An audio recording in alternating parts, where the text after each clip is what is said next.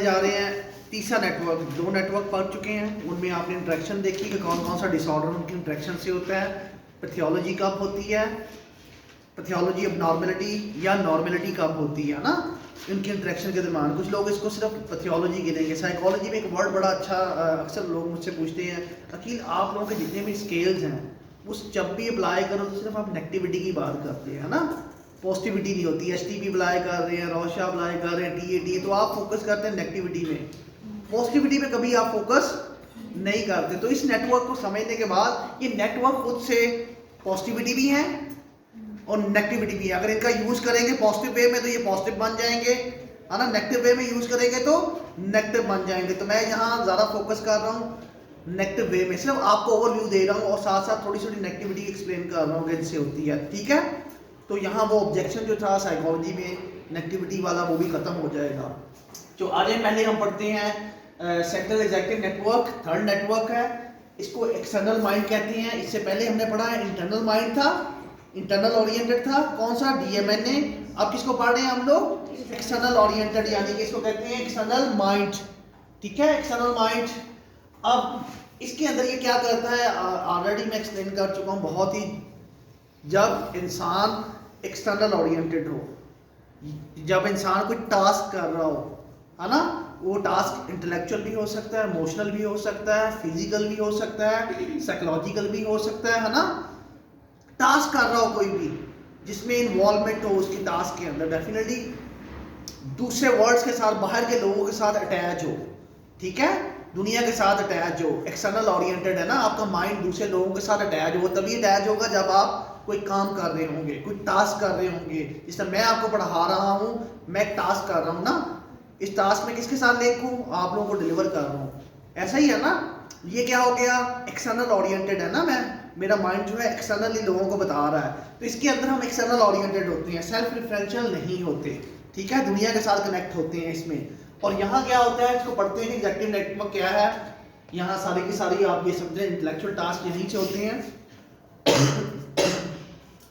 Responsibility for task and decision making, क्या करता है ये, इसकी रिस्पॉन्सिबिलिटी क्या होती है, जितनी भी रिस्पॉन्सिबिलिटी इसमें, जब भी कोई टास्क करना होता है, वो टास्क के अंदर जो आपकी एफर्ट लग रही होती है, आपकी जो एनर्जी लग रही होती है कोई भी टास्क करने को राइट वे में किसी भी टास्क को, उसके अंदर जो एनर्जी लग रही होती है वो कौन देता है, टास्क के अंदर एग्जीक्यूटिव फंक्शनिंग नेटवर्क, है ना। और क्या होता है, डिसीजन मेकिंग की, अच्छा डिसीजन मेकिंग जिसमें कॉग्निटिव फंक्शनिंग होती है उसको राइटफुल वे में, ठीक है, कंसेप्टिव फंक्शनिंग जो आपकी फंक्शनिंग होती है, कॉग्निटिव फंक्शनिंग, उसमें प्रॉपर वे में चीज़ों को अलाइन करने के बाद जो डिसीजन मेकिंग होती है प्रॉपर, उसमें ये इन्वॉल्व होता है। Central executive network also known as the frontoparietal network, ठीक है, पैरिटल नेटवर्क कहते हैं इसको ना, फ्रंटोपैरिटल नेटवर्क इसका दूसरा नाम है, इसके और भी नाम है। यहाँ मैं सिर्फ एक को एक्सप्लेन कर रहा हूँ, गूगल पे जाएं तो इसका बहुत ज़्यादा नाम है। सेंट्रल एग्जीक्यूटिव फंक्शनिंग भी कहते हैं इसको, फ्रंटल पैरिटल लोब भी कहते हैं, और भी नाम है इसके, है ना, एक्सटर्नल ओरिएंटेड है, हजारों नेम है इसके, है ना, वो आप कंफ्यूज ना हो उस नेटवर्क के अंदर, ठीक है। ये एक्ट करता है as external mind, I mean मैं एक्सप्लेन कर चुका हूँ एक्सटर्नल माइंड किसको कह रहे हैं, दुनिया से आप कनेक्ट हो जाते हैं ना। तो और डीएमएनए में क्या था, इंटरनल ओरिएंटेड होते हैं, सेल्फ रिफरेंशियल होते हैं, अपने आप से बातें। और इसमें किससे बात कर रहे हैं आप लोग, दुनिया के साथ कनेक्शन है आपका, ठीक है। सीएनए इंगेज होता है, क्या क्या एक्टिविटीज करता है, बहुत इंपॉर्टेंट है। Active task, external thinking involve working memory, इसमें क्या होता है, एक्टिवली टास्क कर रहे होते हैं, किसी न किसी टास्क के अंदर आप इन्वॉल्व है, पेपर कर रहे हैं तो टास्क कर रहे हैं, मैं आपको डिलीवर कर रहा हूं तो टास्क कर रहा हूं ना, आप मुझे सुन रहे हैं तो टास्क कर रहे हैं ना, एक टास्क है ना। ये एक्सटर्नल ओरिएंटेड है, इंटरनल नहीं है ना, बाहर से आप स्टिमुलेशन ले रहे हैं। और इसमें जो इन्वॉल्व वर्किंग मेमोरी होती है कि ये चीजें स्टोर हो रही होती है कहीं ना कहीं आपके अंदर, है ना। जैसे सिमेंटिक मेमोरी मैंने आपको कहा था, क्या था, लॉजिकली जब आप सोचते हैं, चीज़ों को ऑर्गेनाइज करते हैं, वर्ल्ड के साथ, दुनिया के साथ रिलेटेड होते हैं, तो सिमेंटिक मेमोरी स्टोर होती है ना। तो ये वही बात कह रहा है कि जब भी आप एक्टिव टास्क करते हैं, दुनिया के साथ अटैच होते हैं, तो कौन सा नेटवर्क और क्या कर रहे होते हैं, उसमें मेमोरी के अंदर स्टोर कर रहे होते हैं, सिमेंटिक मेमोरी, है ना। और क्या होता है, कंट्रोल प्रोसेसिंग ऑफ इंफॉर्मेशन, जो इंफॉर्मेशन बाहर से आ रही होती है, सेंसरी एंड मोटर, वो सेंसरी मोटर न्यूरॉन्स फंक्शनिंग के थ्रू आ रही होती है, नेटवर्क के थ्रू आ रही होती है, उसको कंट्रोल करता है, जो जितनी इंफॉर्मेशन आ रही, कहाँ से कहाँ इंफॉर्मेशन आ रही, उसके बारे में डिसीजन मेकिंग, उसको कंट्रोल करना, कोऑर्डिनेट करना सारी इंफॉर्मेशन को, फिर डिसीजन लेना कि कौन सी बाहर से इंफॉर्मेशन आई है, क्या डिमांड कर रही है उसके अकॉर्डिंगली कहाँ किस ब्रेन के अंदर जाना चाहिए।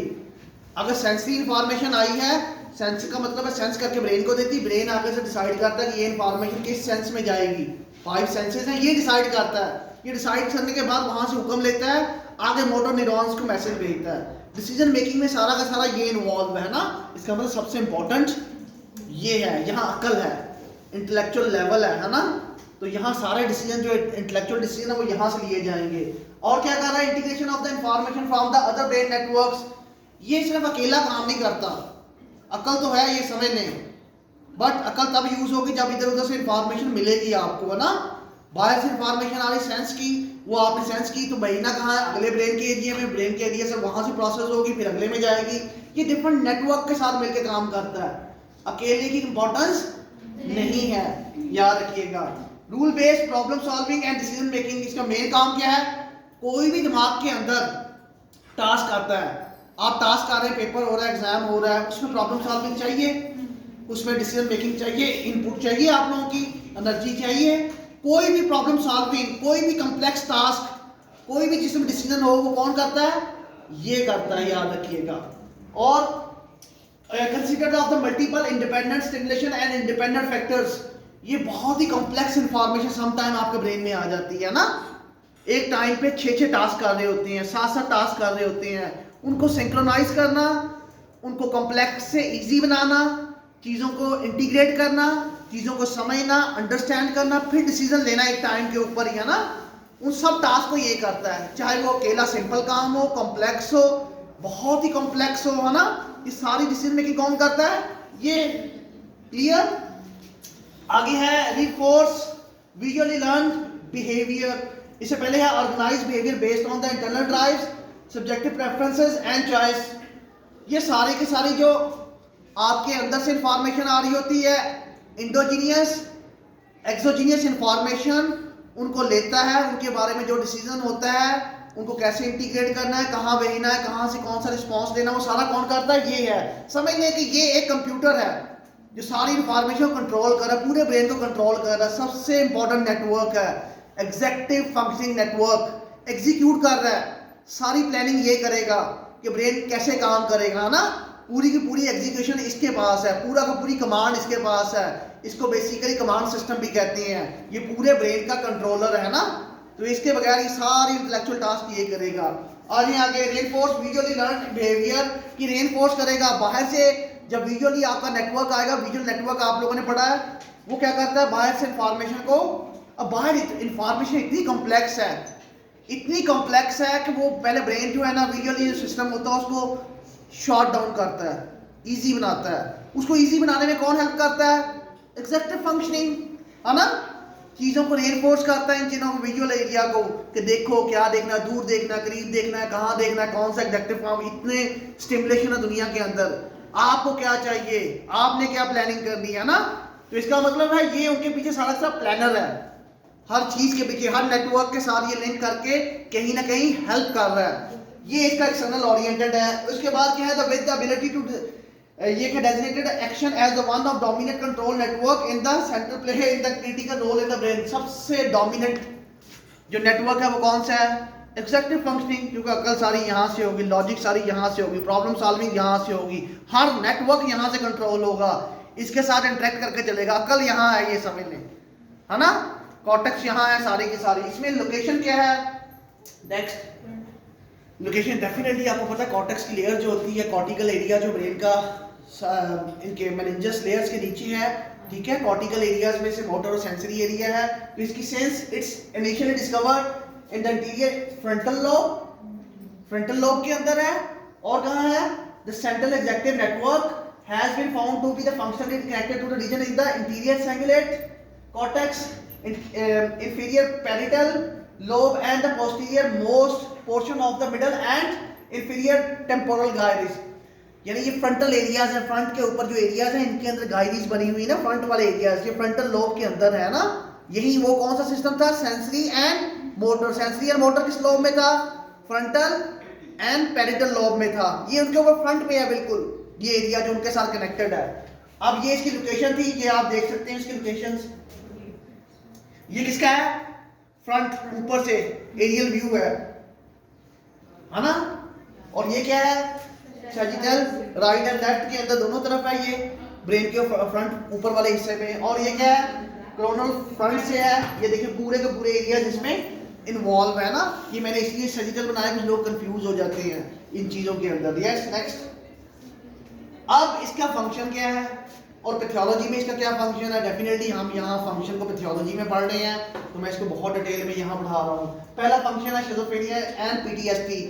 ये किसके साथ है? पहले भी हमने डिफॉल्ट मूड नेटवर्क में पढ़ा था कि डिफॉल्ट मूड नेटवर्क किस किस को करता है? डिप्रेशन, एंजाइटी एंड शिज़ोफ्रेनिक के अंदर इन्वॉल्व होता है। ठीक है, ये हमेशा डिफॉल्ट मूड नेटवर्क के अपोजिट चलता है। डिफॉल्ट मूड नेटवर्क क्या करता है? इंटरनल ओरिएंटेड होता है, सेल्फ रेफरेंशियल होता है। और जबकि ये किसके लिए होता है? एक्सटर्नल ओरिएंटेड होता है, टास्क ओरिएंटेड होता है ना, अपोजिट होता है हमेशा उसके। तो इसका मतलब है दोनों एक दूसरे के अपोजिट है ना। एक टाइम पे एक चीज ऑन होगी, दूसरी चीज ऑन जब आप जब आप डिफॉल्ट मोड नेटवर्क ओपन है तो एग्जेक्टिव डाउन होगा, एग्जेक्टिव ऑन है तो इंटरनल डाउन होगा। या आप अपने बारे में जब सोच रहे होंगे दुनिया को बुला देंगे, ऐसे ही है ना। जब दुनिया के बारे में सोच रहे होंगे अपने आप को बुला देंगे, ऐसे ही है ना। समटाइम साइकोलॉजिकल पेशेंट अपने बारे में सोचते हैं, कोई पता नहीं तो दुनिया में क्या कर रहे हैं ना। और कुछ लोग जॉब करते हैं, जॉब में इतने मगन हो जाते हैं कि अपने घर वालों को बना देते हैं ना। इसका मतलब है दोनों नेटवर्क एक दूसरे के ऑपोजिट हैं। तो आगे इनकी एक्टिविटीज को समझते हैं। Aberrant switching between the central executive functioning and default mood network due to the over and under active salient network is observed contributing the symptom of the schizophrenia and PTSD। इसका मतलब ये है कि ये दोनों डिपेंड करते हैं, schizophrenia और PTSD कब होगी? जब ये दोनों का कंट्रोल ऊपर नीचे हो जाएगा। Default mood network self referential है और ऑब्जेक्टिव फंक्शनिंग क्या है? एक्सटर्नल है। जब ये दोनों अपना काम भूल जाएंगे, कब भूलेंगे? एक थर्ड नेटवर्क का जो इनको याद दिलाता है बार बार, वो एक फोर्स है, वो है सिलियन नेटवर्क, हम पढ़ेंगे अभी ना इसके बाद। वो इनको बार बार दिलाता है, एक चीज ऑन होगी तो दूसरी बंद हो जाएगी, दूसरी ऑन होगी तो ये स्विच ऑफ हो जाएगा। ऐसा होगा अगर ऐसा ना हो, है ना। और सिलियन नेटवर्क में इंसोला जो है ना, राइट इंसोला जो है बेसिकली, इंटीरियर इंसोला जो है वो बेसिकली इनको कंट्रोल करता है ना। जो मोशंस का एरिया होता है ना, वो इनको कंट्रोल करता है स्विच एंड ऑफ करने में, ना ऑन एंड ऑफ करने में। अगर वो अनएबल हो जाए इनको समझाने में, ऑन ऑफ करने में, है ना, नेचुरली, तो क्या होता है? शिज़ोफ्रेनिक और पीटीएसडी के चांसेस होते हैं ना। और इसमें क्या होता है? एबरेंट क्या होता है? एबरेंट आपको मैंने नोट्स पढ़ाए थे लास्ट थ्योरी के अंदर, नोट्स पढ़ाए थे एबरेंट, नोट और एजेस। तो यहाँ नोट्स के अंदर प्रॉब्लम होगा, है ना। नोट्स के अंदर भी हो सकता है, ब्रिजेस के अंदर भी हो सकता है, वो हम बहुत मेथोडोलॉजी में पढ़ेंगे जाके। नेक्स्ट है bipolar 2 and depression. I mean your terminology इन्होंने यूज की हुई है यहाँ। बाइपोलर 1 और 2 है depression. Impair the function connectivity between the cerebellum and central nervous system linked to the difficulty in the cognition and emotional control in the bipolar 2। cerebellum में क्या है? मेमोरीज हैं आपकी, है ना। यहाँ हिप्पोकैम्पस तो सारे के सारे साथ साथ उसके साथ अटैच है ना, मेमोरीज के एरियाज है। और यहाँ इम्पेयरमेंट कहाँ है? Functional connectivity between cerebellum and CNA is linked to the difficulty in the cognitive and emotional control bipolar 1। इन दोनों एरियाज में डिस्पेंसी आ जाती है, इन दोनों में कनेक्शन होना चाहिए था, सेरिबेलम और एग्जेक्टिव फंक्शनिंग। एग्जेक्टिव फंक्शनिंग में क्या है? सेरिब्रम है। सेरिब्रम में क्या होता है? कॉर्टेक्स होती है ना, ग्रे मैटर होती है। ग्रे मैटर में क्या है? सारी की सारी फंक्शन, अक्ल की सारी तय वहां। और सेरिबेलम में क्या है? वो इसके अपोजिट मेमोरीज है स्टोर हुई हुई ना। इन दोनों में जब कनेक्शन टूट जाए तो कौन सा डिसऑर्डर होता है? बाइपोलर, है ना। तो यहाँ ये कह रहा है इनका कनेक्शन टूट जाता है सेरिबेलम में। और ये हम ब्रेन के अंदर आगे जाके पढ़ेंगे मेरे लेक्चर के अंदर, सेरिब्रम कहाँ है, सेरिबेलम कहाँ है ना। तो इनको दोनों के कनेक्शन जब टूट जाता है तो कौन सा डिसऑर्डर होता है? अब वो किसमें है वो हम आगे जाके पढ़ते हैं, जिसे डिप्रेशन कहते हैं। डिप्रेशन के अंदर मेजर डिप्रेशन और मेनिया के सिम्टम आएंगे तो बाइपोलर 1 होता है। जब मेजर डिप्रेशन और हाइपोमेनिया के सिम्टम आए तो बाइपोलर 2 होता है। तो यहाँ बाइपोलर 2 की बात कर रहा है ये। Next, obsessive compulsive disorder and anxiety। overactivity of the central nervous system may be associated with the obsessive compulsive disorder। बार बार दुनिया के बारे में सोचना, बार बार एक्ट, बार बार मैंने घर जाना है, मेरी गाड़ी आ रही है, मैं ये कर रहा हूँ, मैं वो कर रहा हूँ, है ना। आई मीन जब एक्सटर्नल ओरिएंटेड हो जाते हैं जिंदगी में, है ना, बहुत ज्यादा ये एक्टिविटीज करते हैं, इस सिस्टम को ऑन रखते रहते हैं, हर वक्त टास्क करते रहते हैं, हर वक्त हाथ धोते रहते हैं, ऐसे लग रहा होता है ना हाथ धो रहे हैं, तो क्या होगा, ऑब्सेसिव कंपल्सिव डिसऑर्डर के चांसेस होते हैं। और इसके अलावा why reduce the connectivity with the amygdala में भी contribute to the generalised anxiety disorder and social anxiety. जब इसके रिड्यूस हो जाती है इसकी कनेक्टिविटी, किसमें, इसकी कनेक्टिविटी बता रहा है कनेक्शन, इसका कनेक्शन जब एमिगडाला के साथ वीक हो जाता है तो क्या होगा, एंजाइटी होगी या सोशल आइसोलेशन का शिकार हो जाएगा ना।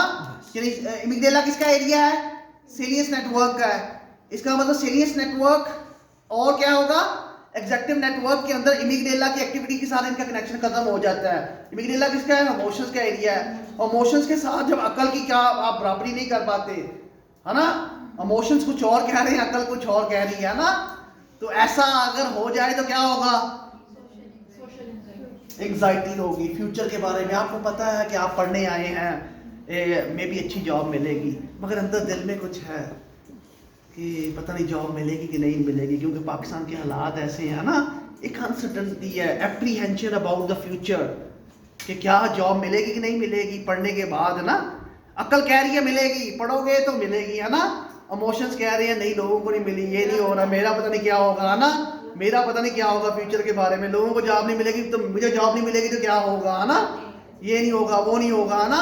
तो अकल और इमोशन जहां आपस में लड़ाई करें, कभी एमिगडाला हैवी हो जाए, इमोशंस हैवी हो जाए, कभी अकल हैवी हो जाए ना एक दूसरे के ऊपर, तो समझ लें कि एंजाइटी है, एप्रीहेंशन अबाउट द फ्यूचर। तो याद रखिएगा ये एरिया बहुत इंपॉर्टेंट है जो रिसर्च में देखा गया है, एमिगडाला और इनका कनेक्शन आपस में रिवर्स हो जाता है। Next, attention deficit hyperactivity disorder ADHD, weak connectivity between network and less persistent cross network interaction in the central executive network may lead to the symptom of the inattention and overactivity in ADHD।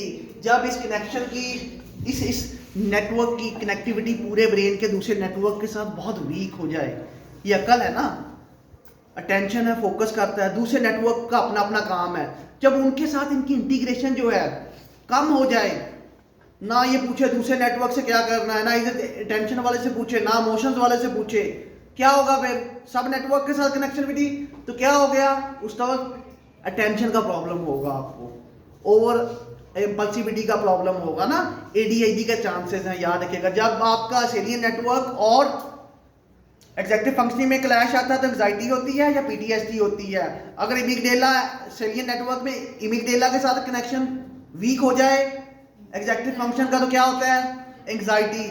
और अगर इन दोनों का strong connection हो जाए और area में, तो bipolar के चांसेस होते हैं ना, ओवर एक्टिविटी हो जाए। और लास्ट में क्या है, दूसरे कनेक्शन, ओवरऑल 7 कनेक्शंस हैं, इनके साथ इनकी कोऑर्डिनेशन खत्म हो जाए पूरे नेटवर्क के साथ, तो क्या होगा, एडीएचडी के चांसेस हैं। ठीक है, नेक्स्ट यस बस